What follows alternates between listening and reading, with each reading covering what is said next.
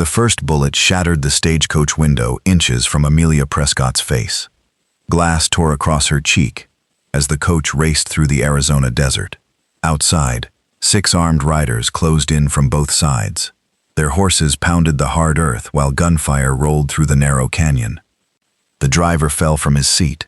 The guard fired once before a bullet struck him in the chest. With no one holding the reins, the stagecoach struck a rock and overturned. Amelia crashed against the wooden wall. Her older companion, Mrs. Hayworth, struck her head and stopped moving. Dust filled the cabin as a man outside shouted for Amelia to come out. She reached beneath her torn skirt and pulled a small pistol from her boot. The coach door was ripped open before she could raise it. A scarred outlaw grabbed her wrist, dragged her into the blazing sunlight, and knocked the weapon away.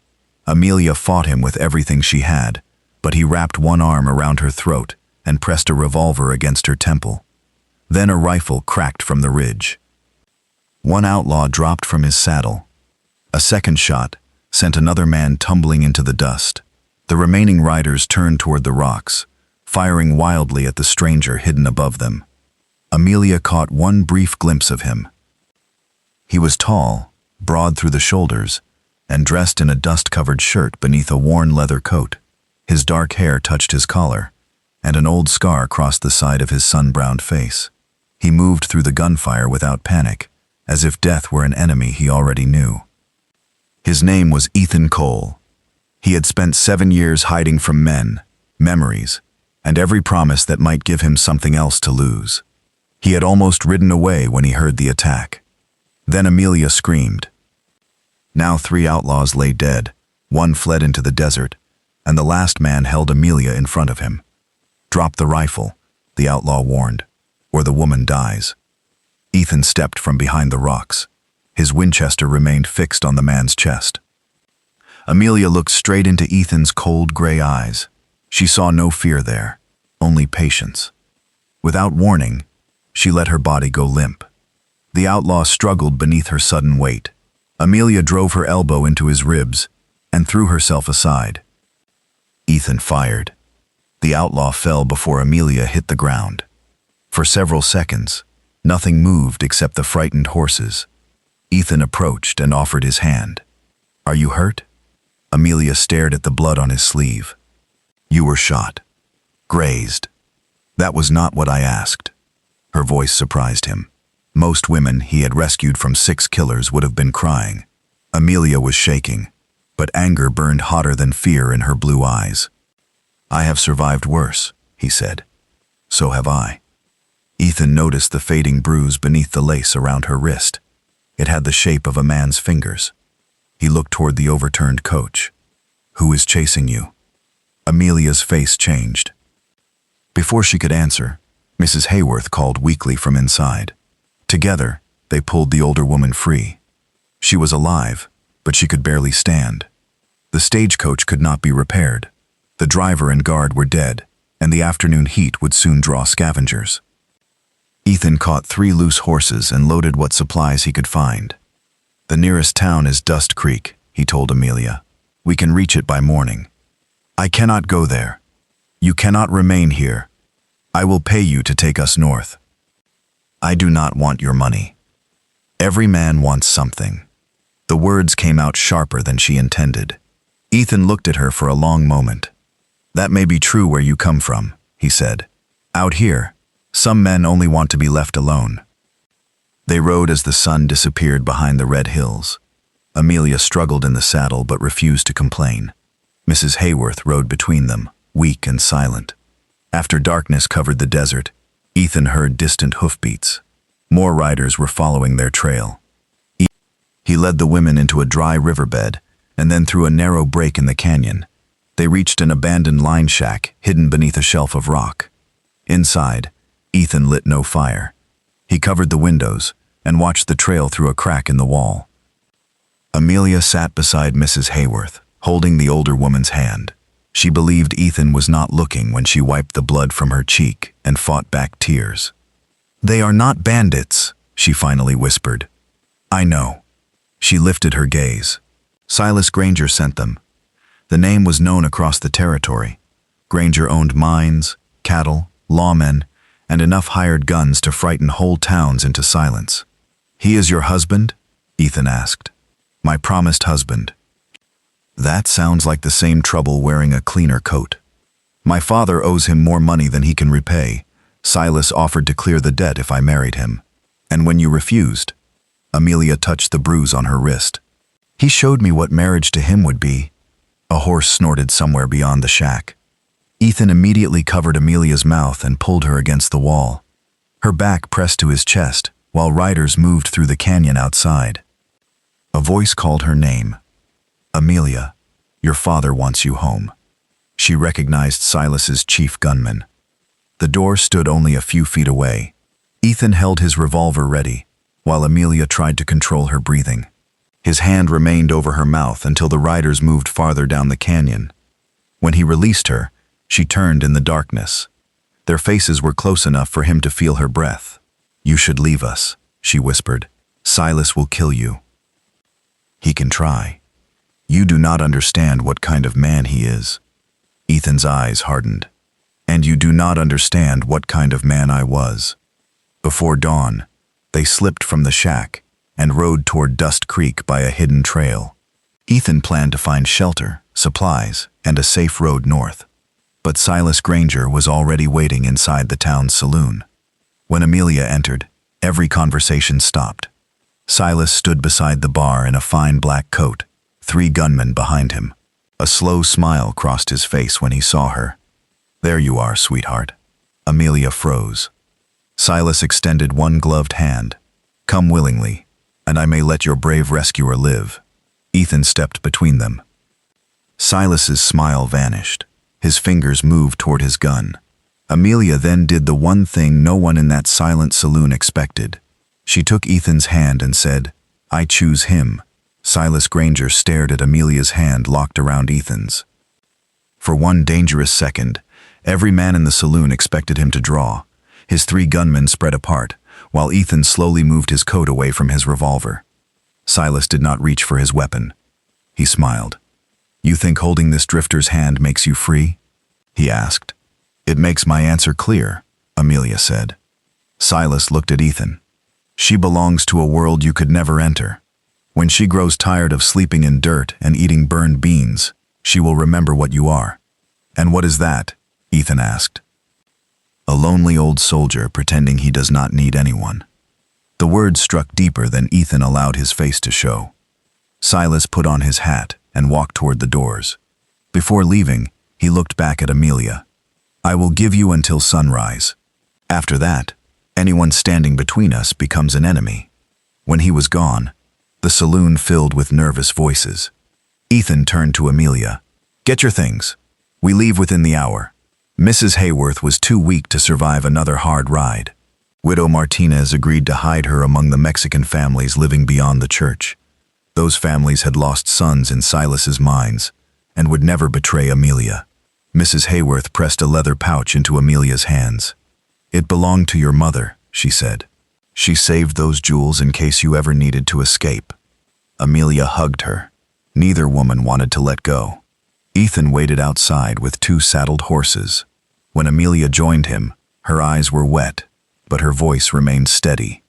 "Keep her safe," she told Widow Martinez. "You keep yourself free," the widow replied. Ethan and Amelia slipped from Dust Creek through an old mining trail. Before morning, Silas's riders were searching every northern road. For 3 days, Ethan led Amelia deeper into the Arizona Badlands. They slept beneath rock ledges, drank from hidden springs, and rode until Amelia's hands blistered around the reins. She never asked to stop. On the 3rd afternoon, a wall of sand swallowed the sky. The horses fought the wind as Ethan searched for shelter. Amelia could barely see him through the flying dust. When her horse stumbled, he caught its bridle and led both animals toward a dark opening in the rocks. They reached a shallow cave moments before the storm covered their trail. Amelia collapsed beside the wall, while Ethan built a small fire. When she removed her gloves, the skin across her palms was torn and bleeding. "Give me your hands," he said. "I can manage." That was not a request. She held them out. Ethan cleaned each wound, and rubbed medicine over the broken skin. His hands were rough, yet his touch was careful. "You are not what I expected," she said. "What did you expect?" "A gunfighter. I am a farmer who survived a war." Amelia studied the scar along his face. "Where is your farm?" "Gone." "Your family?" "Gone too." The single word stopped her next question. Ethan wrapped her hands with clean cloth. When he finished, she did not pull them away. "What happened to you?" she asked. "I went east to fight. While I was gone, sickness took my wife. I returned 3 months after they buried her." Amelia's fingers tightened around his. "I am sorry. Sarah has been dead 12 years. That does not mean you stopped missing her." Ethan looked toward the storm outside. No one had spoken Sarah's name to him in years. Amelia sat closer to the fire. "My mother died when I was 15. Before that, I watched my father take everything she loved. She painted once, but he called it shameful. She stopped painting. Then she stopped laughing. By the time sickness took her, there was almost nothing left. And you feared Silas would do the same to you. I would rather die out here than become a quiet shadow inside his house." Ethan looked at her fierce blue eyes and understood why he had not ridden away from the stagecoach. By dawn, the sandstorm had erased their tracks. They continued west, climbing into high country, where red desert gave way to pine-covered mountains. Then the snow came. The temperature dropped so quickly that Amelia's lips turned blue. Ethan remembered an abandoned trapper's cabin somewhere above the tree line. He found it near nightfall, half buried beneath fresh snow. The cabin had one room, a damaged roof, and a stone fireplace, but it offered shelter. Their clothes were soaked. Ethan turned his back, while Amelia removed her wet dress and wrapped herself in blankets. He then hung both sets of clothes near the fire. They sat close together, shivering as warmth slowly returned. When Amelia's blanket slipped from one shoulder, Ethan saw dark marks across her neck. "Silas?" he asked. She covered the bruises. He called it persuasion. Ethan's jaw tightened. "I should have killed him in the saloon." "No, you chose to save me instead." The storm grew stronger through the night. Snow pushed through cracks between the logs, and the fire could not warm the whole room. Amelia moved beside Ethan. He opened his blanket and she rested against him. "This is improper," she whispered. "So is freezing to death." Her soft laugh caught him by surprise. After a long silence, Amelia looked up. Their faces were only inches apart. Ethan tried to move away. "You are frightened and far from home. I will not take advantage of that." She pressed her fingers against his lips. "Do not tell me what I feel. Men have done that my whole life. Amelia, I know you are afraid to care again. I am afraid too." She touched his scar, then kissed him. Ethan held back at first, treating her like something that might break. Amelia pulled him closer, and the walls he had built around himself began to fall. When they finally parted, she searched his eyes. "I am not made of glass," she whispered. His hand rested against her cheek. "Are you certain? Don't be gentle with me, Ethan." Something fierce and hungry moved through his eyes. He drew her close and murmured against her ear, "Sweetheart, the West don't do gentle." Her breath caught as he kissed her again. Outside, the storm buried every road and trail. Inside, two lonely hearts found warmth in each other.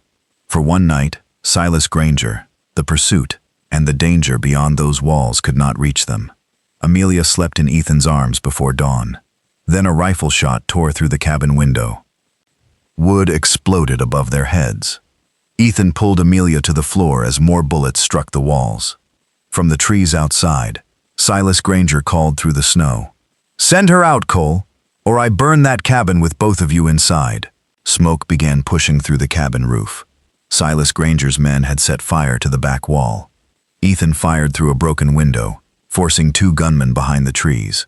Amelia crawled across the floor and poured melted snow over the burning logs, but the flames kept spreading. "We cannot stay here," she said. Ethan counted his ammunition. 9 rifle rounds and 6 bullets in his revolver remained. Silas had 5 men surrounding the cabin. "Amelia, Silas called. "Your cousin Rebecca is being held at my ranch. Come out, and I will release her." Amelia stopped moving. "He is lying," Ethan said. "What if he is not? Men like him use the people you love as chains." Another bullet punched through the wall. Ethan pushed Amelia down as wood struck his face. Silas called again. "You have 1 minute. After that, Rebecca suffers for every man Cole has killed." Amelia's fear turned into rage. She moved toward the door, but Ethan caught her arm. "If you walk outside, he wins. If Rebecca is truly his prisoner, I cannot leave her." Ethan looked into her eyes. "Then we save her together." A heavy boot struck the roof. One of Silas's men was climbing above them. Amelia noticed a square line beneath a pile of old animal skins. She pulled them away and found a trap door. "Ethan, there is a cellar." He opened it. A ladder led into darkness. "Go," he ordered. "There may be another way out." "I will not leave you." The roof cracked as an axe blade broke through. Ethan grabbed Amelia's face and kissed her once. "You promised we would fight together," she said. "We are. Right now, your part is staying alive." Before she could answer, the front door burst open. Ethan fired. The first gunman dropped in the doorway. A second man crashed through the roof, landing beside the fireplace. Ethan struck him with the rifle stock, but a third attacker shot Ethan across the shoulder. The force turned him around. Amelia climbed out of the cellar and swung a piece of firewood at the gunman. It struck his jaw and dropped him to his knees. More men rushed through the doorway. Someone hit Ethan from behind. He fell beside the fire, his vision breaking into dark shapes. When he could see again, his hands and feet were tied. Silas stood over him. Amelia struggled between two gunmen, while smoke gathered beneath the roof. "This is what your freedom has purchased," Silas said. "Dead men and a wounded lover." "You caused this," Amelia answered. Silas touched her cheek. She spat in his face.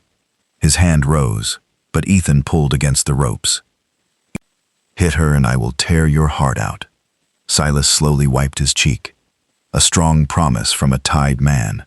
He ordered two gunmen to take Amelia outside. She fought until Silas pressed his pistol against Ethan's head. "One more struggle, and he dies." Amelia stopped. "What do you want?" she asked. "You know what I want. You will marry me in Denver. You will behave as a proper wife, and this drifter may live. Your word means nothing." Silas cocked the pistol. Amelia looked at Ethan. Tears filled her eyes, but her back remained straight. "If I go willingly, you leave him alive? I give you my word." "Do not do it," Ethan said. "I would rather die than see you caged." Amelia's lips trembled. "I cannot watch you die." Silas smiled when she agreed. As his men dragged her away, Amelia looked back at Ethan. Her lips formed 3 silent words. "I love you." Ethan was left inside the damaged cabin with Dawson and Richards. Both men had been ordered to wait an hour before killing him. They opened a whiskey bottle while the fire slowly died. Dawson laughed as he checked his revolver. "Granger said to make it look like you attacked us." "I planned to," Ethan answered. Richards kicked him in the ribs. Ethan fell onto his side, hiding the small iron nail he had pulled from the floor. While the men drank, he worked its sharp edge against the rope around his wrists. The rope loosened just as hoofbeats approached outside. Dawson moved to the window. Gunfire struck the cabin. Richards reached for Ethan, but Ethan tore one hand free, grabbed Dawson's dropped rifle, and fired. Richards fell against the wall. Dawson ran through the door and met 4 armed riders wearing white winter clothing. He raised his pistol, but their rifles fired first. A tall Apache tracker entered the cabin. "John Crow," Ethan said. The man cut his ropes. "Your woman found my nephew near the lower trail. She gave him the bone token I once gave you." Ethan struggled upright. "Silas has her. We know. Granger's mine has poisoned our streams. Children have died because of him. Your woman promised you would help us expose what he has done." She told the truth. John Crow handed him a rifle. "Then we ride together." They followed narrow mountain paths while snow covered the wider trails. Ethan's shoulder bled beneath a rough bandage, but he refused to slow down. Near sunset, John Crow led the group onto a ridge overlooking a frozen valley. Silas and his remaining men had stopped below. Amelia sat on a horse with her hands tied to the saddle. John Crow studied the valley. "We can strike from the east, but someone must reach her." "I will." "You are wounded." "She came back for me. I am going back for her." Ethan moved down the western slope alone. When he reached a large rock near the trail, he raised his rifle and waited. John Crow's attack came moments later. Shots poured from the eastern ridge. 2 of Silas's men fell while the others searched for cover. Ethan ran toward Amelia. Her face changed when she saw him. "Ethan!" He cut the rope binding her hands. "Ride north," he ordered. "Not without you." Silas appeared behind a fallen horse. His pearl-handled revolver pointed at Amelia. "If I cannot have you," he shouted, "no man will." Ethan threw himself between them. The gun fired. A bullet struck Ethan beneath the ribs. He collapsed into Amelia's arms as John Crow shot the revolver from Silas's hand. The Apache riders surrounded the surviving gunmen, forcing them to surrender. Silas dropped to his knees, holding his ruined wrist. Amelia barely looked at him. Blood covered her hands as she pressed them against Ethan's wound.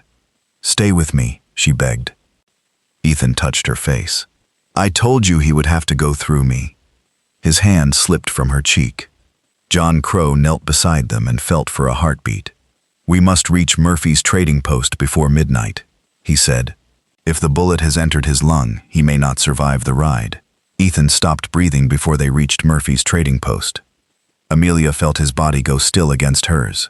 She screamed for John Crow, but the Apache tracker was already beside the wagon. He pressed both hands against Ethan's chest. "Breathe, my friend," he ordered. Ethan dragged in a weak breath. They reached the trading post minutes later. Dr. Samuel Reed worked through the night, while Amelia waited outside the room. Ethan's blood dried across her dress. Just before sunrise, the doctor opened the door. "The bullet missed his lung by less than an inch," he said. "The bleeding has stopped, but the next 2 days will decide whether he lives." Amelia sat beside Ethan without sleeping. She cleaned his face, changed his bandages, and spoke to him whenever fever pulled him toward the dark. On the second night, his eyes opened. "You look terrible," he whispered. Amelia laughed through her tears. "You were shot, and somehow I am the one being insulted." "Did we win?" "Silas is in chains. John Crow took him to Fort Grant with proof that his mine poisoned the Apache streams." Ethan reached weakly for her hand. "Then why are you crying?" "Because you came back for me." "I will always come back for you." She lowered her forehead against his. "Then do not make me wait so long next time." Ethan spent 2 weeks recovering at the trading post. During that time, soldiers closed Silas's mine and found graves near one of his work camps. Men who had once feared him began telling the truth.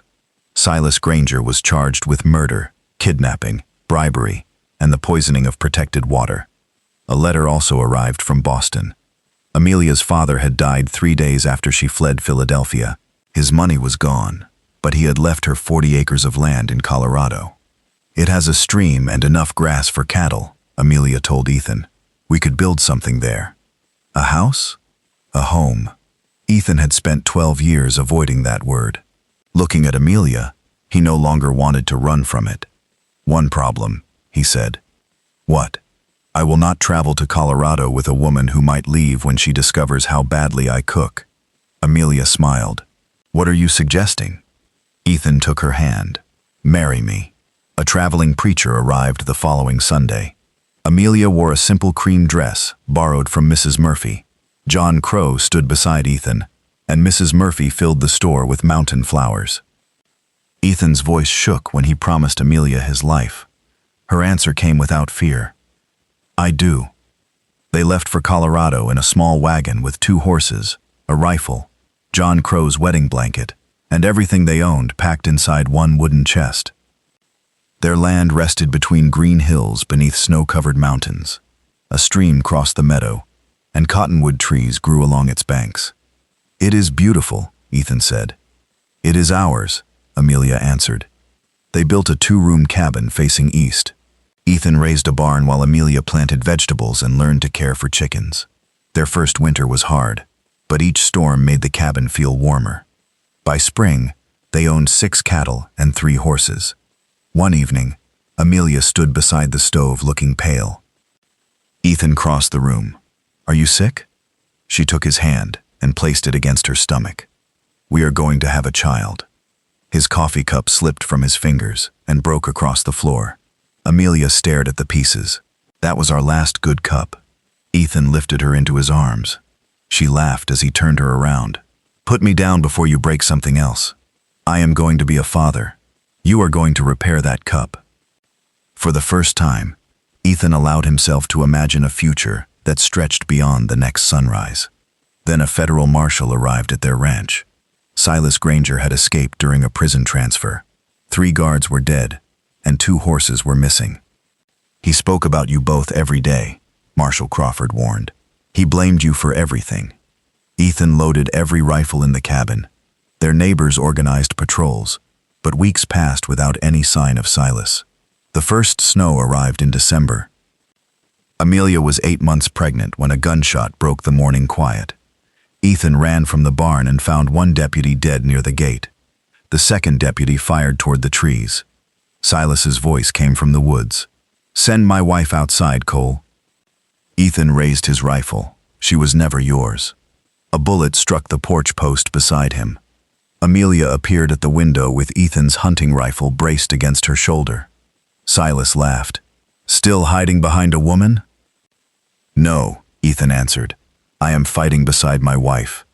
3 gunmen charged from the tree line. Ethan shot the first. The deputy brought down the second.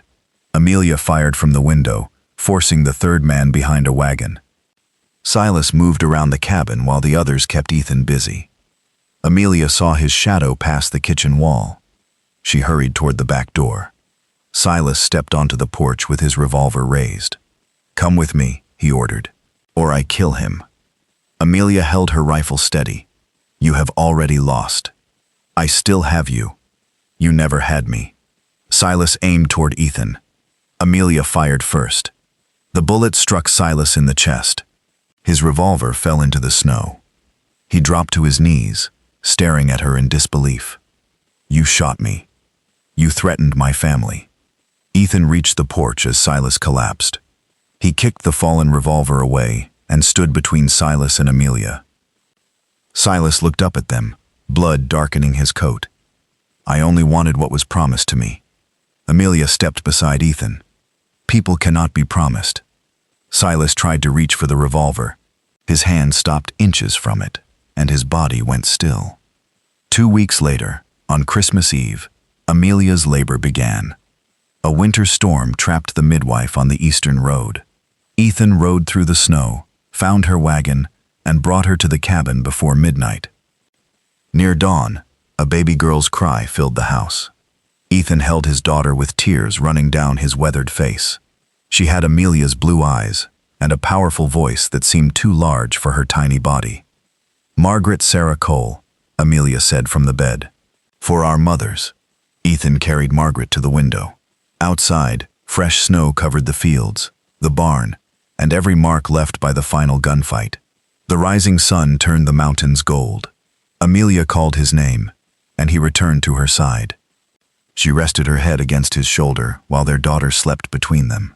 "Is it finally over?" she asked. Ethan kissed her forehead. "The running is over." Beyond the cabin, the wild land remained cold and dangerous.